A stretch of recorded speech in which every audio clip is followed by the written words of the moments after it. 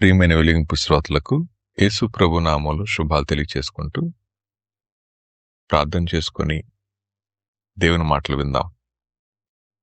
మమ్మల్ని మిక్కిలిగా ప్రేమించిన మా ప్రియ పరలోకపు తండ్రి, మీ ఘనమైన శ్రేష్టమైన అత్యున్నతమైన నామానికి వందనాలు స్తోత్రాలు చెల్లిస్తా ఉన్నాను ప్రభు.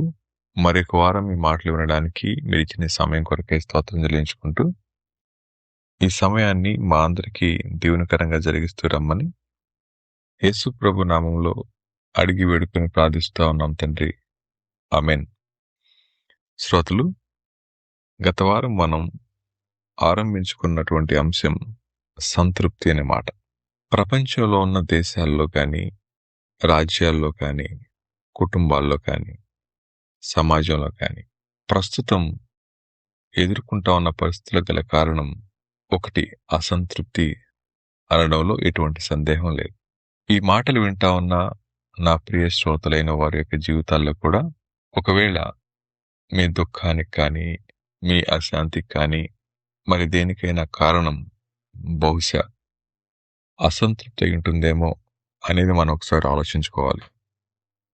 అలా ఆలోచిస్తూ ఉన్నప్పుడు అసంతృప్తే గనక కారణమైతే అది ఎందుకు పుడుతుంది, అది ఏం జరిగిస్తుంది, అది మన జీవితాల్లో చేసే నష్టమేంటి అన్న విషయాన్ని మనం జాగ్రత్తగా గుర్తుపెట్టుకునే వాళ్ళమైతే దాని నుంచి త్వరగా బయటకు రాగలుగుతాం. అసంతృప్తి అనే దాని వెనక ఒక ప్రాథమికమైన విషయాన్ని మీకు జ్ఞాపకం చేస్తాను. దేవుడు ఇచ్చినటువంటి 10 ఆజ్ఞల్లో ఒక ఆజ్ఞ ఆశించవద్దు అనే మాట. ఆశించవద్దు, దేనిని ఆశించవద్దు అనే మాట. నీది కాని దాన్ని దేన్ని ఆశించవద్దు అనే మాట. ఈ మాట దేవుడు ఆజ్ఞగా ఇచ్చారు. ఆ ఆజ్ఞ మన జీవితాల్లో అతిక్రమించడానికి ఒక అద్భుతమైన సాధనం ఏంటండి అంటే అసంతృప్తి. అలా అసంతృప్తి చేత దేవుని ఆజ్ఞను జవదాటాన్ని బట్టి మనం పాపాన్ని మూటగట్టుకుంటున్నాం అన్న విషయం మనం గుర్తుపెట్టుకోవాలి. ఈ రోజున మనం ఒక వ్యక్తి గురించి ఆలోచించబోతా ఉన్నాం. అన్నీ ఉన్న అసంతృప్తితో రగిలిపోయిన మనిషి, లేదా అన్నీ ఉన్న తృప్తి లేని మనిషి. ఈ మనిషి ఎలా తన జీవితంలో అసంతృప్తిని కలిగి ఉన్నాడు, అది ఎలా కొనసాగించాడు, దాని అంతం ఎలా ఉంది అన్న విషయం చూడబోతా ఉన్నాం. రాజుల మొదటి గ్రంథం 21వ అధ్యాయం 1 నుంచి కొన్ని వచనాలు మనం చదువుకుంటే, ఈ సంగతులైన తరువాత యెజ్రెయేలులో షోమ్రోను రాజైన అహాబు నగరును ఆనుకొని యెజ్రెయేలు వాడైన నాబోతునకు ఒక ద్రాక్ష తోట కలిగి ఉండగా, అహాబు నాబోతును పిలిపించి, ద్రాక్ష తోట నా నగరును ఆనుకొని ఉన్నది కనుక అది నాకు కూర తోటకిమ్మని, దానికి ప్రతిగా దానికంటే మంచి ద్రాక్ష తోట నీకు ఇచ్చేదను, లేదా నీకు అనుకూలమైన ఎడల దానిని క్రయమునకిమ్మని అడిగాను. అతడు, నేనివ్వను, ఇది నా పిత్రార్జితం అని చెప్పన్నాడు. దాంతో ఇతను కోపం వచ్చింది. ఇది బైబిల్లో ఉన్న వాక్యం. అయితే ఈ మాట జ్ఞాపకం చేసుకుంటా ఉన్నప్పుడు, ఎవడైనా ఒక రాజు అనుకోండి, ఈయనకి చాలా ఆస్తులున్నాయి. ఆయనే చెప్పాడు కదా, నువ్వు నాకు ఈ తోట ఇస్తే నేను కూరగాయలు వేసుకుంటాను, దీనికంటే మంచి ద్రాక్ష తోట నీకు ఇస్తానని చెప్పన్నాడు. అంటే ఇది తనకున్న మంచి ద్రాక్ష తోటలతో కంటే తక్కువదే. రెండోది, తన గోడను ఆనుకునుంది, తన కన్ను పడింది, కావాలనుకున్నాడు. అనుకున్న తర్వాత అడిగాడు. ఆయనేమన్నాడు, ఇది మా తండ్రి దగ్గర నుంచి వచ్చిన ఆస్తి అండి, నేనేమోనండి అని చెప్పన్నాడు. అన్నప్పుడు ఈయన కోపం వచ్చింది, మూతి ముడుచుకొని కూర్చున్నాడు. ఇంటికి వెళ్ళాడు. ఇంటికి వెళ్ళగానే భార్య చూసింది. ఆమె పేరు యెజబెల్. ఆమె అంద, ఎందుకు మూతి ముడుచుకొని భోజనం చేయట్లేదు ఏంటని అడిగింది. అప్పుడు అంటాడు ఆయన 6వ వచనంలో, అతడు ఆమె ఇట్లా, నీ ద్రాక్ష తోటను క్రయమునకు నాకిమ్ము, లేక నీకు అనుకూలమైన ఎడల దానికి మారుగా మరొక ద్రాక్ష తోట నీకు ఇచ్చేదనని యెజ్రెయేలీయుడైన నాబోతుతో నేను చెప్పగా, అతడు నా ద్రాక్ష తోట నీకు ఇయ్యనెను అని చెప్పాడు. సో దీనిలో ఒక చిన్న మాట జ్ఞాపకం చేసుకుందాం. అతనికి అవసరమా అంటే కాదు, అతనికి లేదా అంటే ఉంది. అయితే ఆహాబు దగ్గర ఏమున్నాయి? ఆహాబు దగ్గర రాజ్యం ఉంది, కింగ్డమ్ ఉంది, అతను పెద్ద ప్యాలెస్ కూడా ఉంది. చాలా సంపద ఉంది. అంత మాత్రమే కాదు, అధికారం కూడా ఉంది. ఒక వ్యక్తికి అధికారం ఉన్నా, ఆస్తులున్నా, అంతస్తులున్నా, రాజ్యమున్నా, ఒకసారి అసంతృప్తి ప్రవేశిస్తే ఆ వ్యక్తి ఏమీ లేనివాడిగా, నిరుపేదగా మిగిలిపోయినట్లుగా భావిస్తూ ఉంటాడు. ప్రియ శ్రోతలు, కలిగి ఉన్న వాటి మీద మనసు తీసివేయడానికి అపవాది పన్నే పన్నాగాల్లో ప్రధానమైంది అసంతృప్తి అనే మాట. రాజ్యాలు విడిపోవడానికి కానీ, యుద్ధాలు జరగడానికి కానీ, కుటుంబాలు విడిపోవడానికి కానీ, మరింకా దేనికైనా కానీ కారణం అసంతృప్తి అయితే, ఈ వ్యక్తి అధికారంతో వెళ్ళాడు. ఆయన ఇలా అడిగాడు, నేను కూరగాయలు వేసుకుంటాను, నాకు ఆ తోట ఇవ్వు అని అడగడం వరకు బాగానే ఉంది. ఆయన ఇచ్చిన సమాధానం ఏంటి? ఇవ్వలేనండి, ఇది మా మమ్మీ డాడీ ఇచ్చిన సంపద, నా దగ్గరే పెట్టుకుంటా అన్నాడు. దానికి కోపం వచ్చింది. ఇతడు న్యాయంగానే అడిగాడు, అతడు న్యాయంగానే చెప్పాడు, ఇంతవరకు బాగానే ఉంది. కానీ ఎప్పుడైతే తాను అనుకున్నదే జరగాలనుకున్నాడో, జరగలేకపోయినప్పటికీ అతని లోపలికి దుఃఖం వచ్చేసింది. ప్రియ శ్రోతలు, అతని దుఃఖానికి ఏమైనా న్యాయబద్ధమైన కారణం ఉందంటారా? ఆస్తి లేదా, అంతస్తు లేదా, అధికారం లేదా, ఇంకేం లేదు. ఎక్కడ కూరగాయలు వేసుకుంటే పండవు కదండి. కానీ ఆయన ఆశ ఏంటో తెలుసా? నా మాట కాదంటాడా అనే మాట. రెండోది, ఉదయాన్నే లేస్తే తన కళ్ళ ముందు కనపడతా ఉంది ఆ తోట. తట్టుకోలేకపోయాడు. అప్పుడు అన్నమాట ఏంటో తెలుసా అండి? ఇక నేను నా అధికారం ఉండేం లాభం, ప్యాలెస్ ఉండేం లాభం, ధనం ఉండేం లాభం అనుకున్నాడేమో మనకు తెలియదు. దుఃఖపడతా ఉన్నాడు. సో భార్య గారు వచ్చారు. ఆవిడేమందండి అంటే, ఎందుకు దుఃఖపడుతున్నావు? వాడికి ఇలా అన్నాను, వాడు ఇవ్వలేదు. దానికి అంత దుఃఖపడాల్సిన పని లేదు, నువ్వు భోంచే, నేను చూసుకుంటలే అంది అని తన కుయుక్తి చేత ఒక శాసనం రాయించింది రాజుగారి పేరట. ఆమె ముద్రేసేసింది. ఆయనకేం సంబంధం లేదు. పంపించేసింది అధికారుల దగ్గరికి, ఊరి పెద్దల దగ్గర పంపించి, ఇదిగో ఇతను కూర్చుని మనం ఉపవాస దినం పాటిద్దామని చెప్పి చాటింపేసింది. 2 అబద్ధాలు చెప్పే వాళ్ళని ప్రిపేర్ చేసింది సాక్ష్యం చెప్పడానికి. అలా అబద్ధ సాక్ష్యం చెప్తే చంపేయచ్చు ఆ దినాల్లో ఉన్న ఆ చట్టం బట్టి. 2 సాక్ష్యాలు కనుక బలంగా ఉంటే, అంతే కదా, సాక్ష్యమే కదా కావాల్సిన కోర్టులో. అయిపోయాను. సో ఇక్కడ జరిగిన సందర్భం చూడండి. ఆశపడిన వాడు ఇంట్లోనే ఉన్నాడు, కానీ సహకరించి ఆవిడ చేసిన కుయుక్తి ఏంటో తెలుసా? తను వెళ్ళింది, ముద్రేసింది, పంపించింది.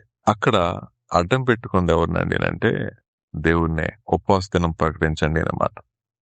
ఎప్పుడు ఉపవాసం చేస్తారు ఆ దినాలంటే, ఏదైనా అనర్థం వచ్చినప్పుడు దానికి కారణం ఏంటో తెలుసుకోవడానికి ఉపవాస దినం పాటిస్తారు. అలా చెప్పింది. ఆ తదుపరి ఈ నాబోత్ అనే వ్యక్తి మీద అబద్ధ సాక్ష్యం చెప్పడానికి అందరిని పిలిపించింది. పిలిపించినప్పుడు వాళ్ళు వచ్చారు. వీడు దేవదోషం చేశాడని చెప్పి అబద్ధ సాక్ష్యం చెప్పారు. చెప్పిన తర్వాత అతన్ని పిలిచి రాళ్లతో కూడా చంపేశారు. చాలా అన్యాయం అనిపిస్తుంది కదా. జరిగిన సందర్భంలో మూతి ముడుచుకున్న వాడికి తెలియదు ఈ సంగతి. కానీ ఎవరైతే అక్కడ ప్రవేశించిందో ఆ ఇజబెల్ అనే ఆవిడ, తన భార్య, తన కుట్ర పన్నింది. అసంతృప్తి పురుడు పోసుకున్న హృదయాల్లో తరువాత పుట్టేదాన్నే కుట్ర లేదా కుయుక్తి అని చెప్పంట. ఏ హృదయంలో అసంతృప్తి పురుడు పోసుకుంటుందో వాళ్ళు వేసే స్కీమ్స్ మనం ఊహించలేం. ఆయన చంపేశారు. తీసుకొచ్చి, ఇదిగో ఆ పంటకి నీదెళ్ళిపో, తీసుకుని ఎంజాయ్ చేయండి ఆవిడ. ఏం జరిగింది? జరిగిపోయింది. అప్పుడు దేవుడు ప్రవక్తను పంపించారు. ఆయన పేరు ఏలియా. ఆయన ఏమంటాడండి అంటే, ఎలాగైతే నువ్వు ఆ వ్యక్తిని చంపేవో, ఆ వ్యక్తి యొక్క రక్తాన్ని కుక్కలు నాకినాయో, నీకు కూడా అది జరుగుతుంది, పో అని చెప్పన్నాడు. ఇక్కడ మాట జ్ఞాపకం చేస్తాను. అతనికి ఉన్నవేవి కనిపించలేదు, అతనికి లేనిది తన కళ్ళ ముందు కదలాడుతా ఉంది, తన నాశనం అంతమయ్యేంత వరకు.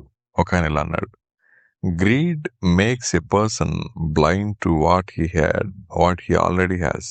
ఈ ఆశభూతనం అనేది గుడ్డివాణి చేస్తుంది ఒక మనిషిని. ఎలా అంటే తనకేమున్నాయో వాటిని చూడకుండా. ప్రియ శ్రోతలు, ఈ రోజున చాలా మంది కుటుంబాల్లో అసంతృప్తికి లోనై ఉన్న వాటిని చూసుకోలేకుండా లేని వాటి కోసం ఆశపడుతూ ఎంతో మంది తమ జీవితాల్ని, తమ కుటుంబాల్ని, బిడ్డలను పాడు చేసుకుంటా ఉన్నారు. ఈరోజు ఈ మాటలు వింటా ఉన్నప్పుడు మనం గుర్తుపెట్టుకోవాల్సింది, discontentment does not ask what do I have, it keeps asking what else do I need. ఏం కావాలి అనేది కాదు, ఏం కలిగి ఉన్నాం అనేది.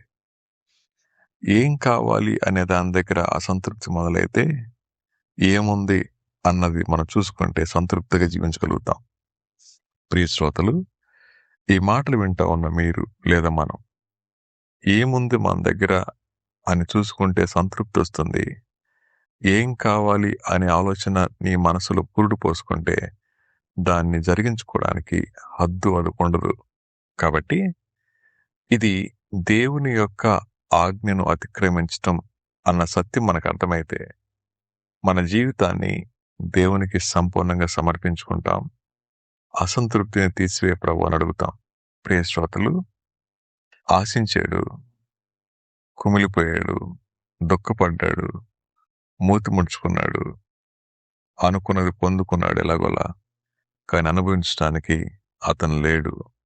త్వరలోనే దేవుడు అతనికి పనిష్మెంట్ ఇవ్వడం జరిగింది.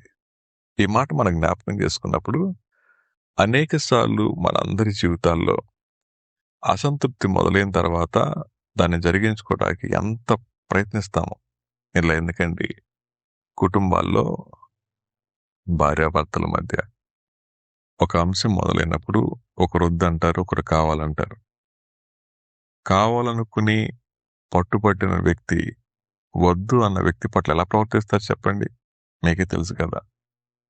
భార్య కావాలన్నారు లేదా భర్త కావాలన్నారు, భర్త వద్దన్నారు, భార్య కావాలన్నారు. ఇలా అనుకుందాం, భార్య కావాలంది, భర్త వద్దన్నాడు. ఇప్పుడు చెప్పండి, ఆ భార్య గారి యొక్క మనసులో ఎటువంటి భావాలు వస్తాయి? తను అనుకున్నది జరిగించుకునేంత వరకు ఎంతకైనా తెగించేస్తారు. ఎంతకైనా ఇరుపక్షాలు అలుగుతారు, కొట్లాడతారు, గట్టిగా మాట్లాడతారు, ఇక ఎక్కడెక్కడో విషయాలు ఎత్తుతారు, చిరాకు పుట్టిస్తారు, నెమ్మది లేకుండా చేస్తారు. చివరికి అనుకున్నది పొందుకుంటారు. పొందుకున్న తర్వాత ఆనందం కొద్ది కాలమే. అది వస్తువైనా, స్థలమైనా, మరేదైనా సరే. ఆ తదుపరి మళ్ళీ ఇంకో అసంతృప్తి మొదలవుతుంది. ఆ అనుకున్నది పొందుకున్న తర్వాత వచ్చే ఆనందం కంటే నష్టం ఎక్కువ.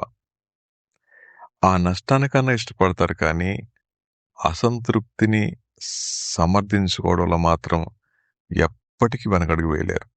ప్రియ శ్రోతలు, ఈ దినాన్న మన జీవితాల్లో అలా అనుకుని సాధించుకున్న వాటి ద్వారా ఏం మేలు పొందుకున్నారు చెప్పండి? అది ఆహాబు మనస్తత్వం కాదా? యెజెబెలు మనస్తత్వం కాదా? ఆ మనస్తత్వాన్ని బట్టి వచ్చినటువంటి బహుమానం అంటే తెలుసా అండి? ఏ కుట్ర పన్ని, ఏ పద్ధతుల ద్వారా మీరు అది సాధించుకున్నారో దేవుని మాట ఇలా చెప్తుంది. మీ కుయుక్తి ద్వారా, మీ యొక్క అహంకారం ద్వారా, మీ జీవితాల్లో నా మాటే నెగ్గాలనుకునే తత్వం ద్వారా, ఎలాగైనా సాధించుకునే ఆలోచన ద్వారా, మీరు పొందుకున్న దాని ద్వారా మీకు రాబోతా ఉంది ఘోరమైన నష్టం మాత్రమే అన్న విషయం మనకు అర్థమైతే మనం ఖచ్చితంగా భయపడాల్సిందే. ఇప్పుడు చూడండి, ఆహాబు యెజెబెలు చేసిన కార్యాన్ని బట్టి నాబోతు చనిపోయి ఉండొచ్చేమో, కానీ దేవుడు ఇంకా బ్రతికే ఉన్నాడు. ఈ రోజున మన జీవితాల్లో అహంకారం చేత మాట నెగ్గించుకోవచ్చేమో, కానీ ఓడిపోయిన వ్యక్తి, లోబడిన వ్యక్తి పక్షాన దేవుడు పనిచేస్తూనే ఉంటాడు. జాగ్రత్త అని దేవుడు మనందరినీ హెచ్చరిస్తా ఉన్నప్పుడు మనకి మనం మన జీవితాలను పరిశీలన చేసుకొని ఎక్కడ మనం నష్టంగా వ్యవహరించామో, ఎక్కడ దేవుని దుఃఖపెడుతున్నామో, ఎక్కడ మన అసంతృప్తిని జరిగించుకోవడానికి అక్రమాలకు, దౌర్జన్యాలకు పాల్పడతా ఉన్నాము. అంత మాత్రమే కాదు, మన అనుకున్న కుయుక్తి నెరవేర్చుకోవడానికి ఎంతమందిని బాధ పెడతా ఉన్నామో అర్థం చేసుకుంటే అపవాదికి చోటీయకుండా దేవుని మాటకు లోబడి సంతృప్తి కలిగి ఉండ నేర్చుకోవడానికి మనం ప్రయత్నిద్దాం.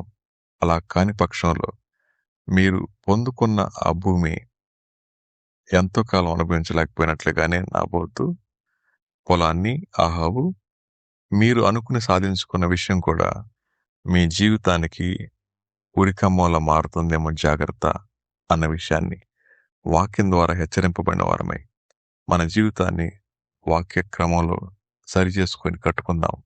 అటువంటి కృప దేవుడు దయచేయనుగాక. తిరిగి మరొక వారం మళ్ళా మనం కొనసాగించే పర్యంతం దేవుడు మనందరికీ తోడుగుండునుగాక. ఆమేన్.